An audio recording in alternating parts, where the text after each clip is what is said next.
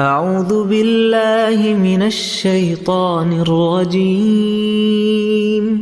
بسم الله الرحمن الرحيم.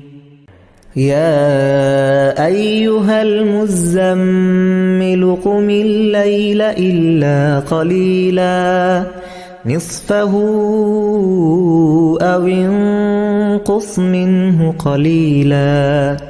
أو زد عليه ورتل القرآن ترتيلا إنا سنلقي عليك قولا ثقيلا إن ناشئة الليل هي أشد وطئا وأقوم قيلا إن لك في النهار سبحا طويلا واذكر اسم ربك وتبتل إليه تبتيلا رب المشرق والمغرب لا إله إلا هو فاتخذه وكيلا رب المشرق والمغرب لا إله إلا هو فاتخذه وكيلا واصبر على ما يقولون واهجرهم هجرا جميلا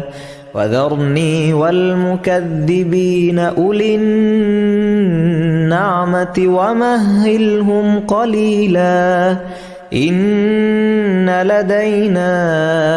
أنكالا وجحيما وطعاما ذا غصة وعذابا أليما يوم ترجف الأرض والجبال وكانت الجبال كثيبا مهيلا إنا أرسلنا إليكم رسولا شاهدا عليكم كما أرسلنا إلى فرعون رسولا فعصى فرعون الرسول فأخذناه أخذا وبيلا فكيف تتقون إن كفرتم يوما يجعل الولدان شيبا السماء منفطر به كان وعده مفعولا إن هذه تذكرة فمن شاء اتخذ إلى ربه سبيلا إن ربك يعلم أنك تقوم أدنى من ثلثي الليل ونصفه وثلثه وطائفة من الذين معك والله يقدر الليل والنهار علم أن لن تحصوه فتاب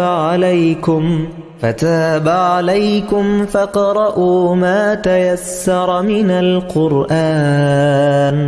علم أن سيكون منكم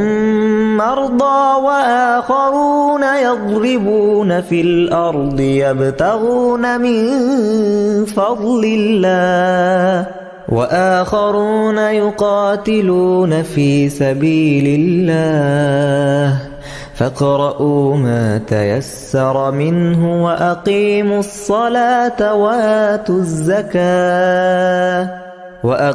الصلاة وآتوا الزكاة وأقرضوا الله قرضا حسنا وما تقدموا لأنفسكم من خير